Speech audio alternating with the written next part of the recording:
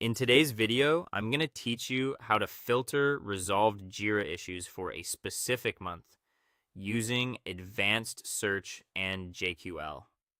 If you've ever tried to pull together a monthly engineering report, review sprint delivery trends, or export a clean list of resolved tickets in Jira, you already know how frustrating it can be when the filters you need aren't immediately obvious.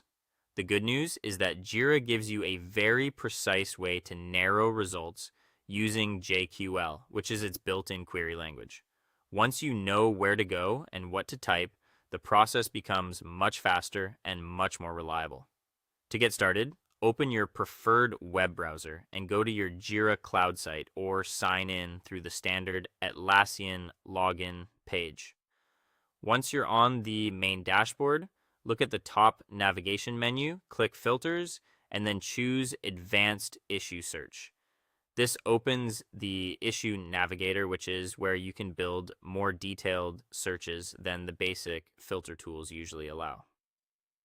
When the Issue Navigator loads, look toward the upper right area of the search section and click Switch to JQL. That will open the text-based query editor, giving you full control over exactly which issues Jira returns. Now click inside the search field and begin with the core filter that limits results to completed items. Type resolution is not empty. This tells Jira to only include issues that have actually been resolved, which is a strong starting point for monthly reporting. Next, add your date boundaries. After that first statement, type "and," then add your resolved date range. For example, if you want all resolved issues from May 2026, type resolved greater than or equal to 2026-05 user 1 and resolved less than or equal to 2026-0531 using the proper JQL date format with quotation marks.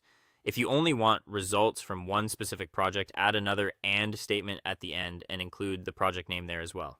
If you'd rather avoid changing the dates every month, there's also a more dynamic option. Replace the fixed date values with start of month and end of month. This creates a filter that automatically updates to the current month. Once that query is ready, click Search to apply it and review the results. Before you finish, scan the filtered issue list and make sure the issue keys, summaries, and resolution dates look correct. If everything checks out, click Save Filter near the top of the page, give it a short descriptive name, and save it so you can reuse it later without rebuilding the query. That's it. You now have a clean, repeatable way to track resolved Jira issues by month and make your reporting process much easier.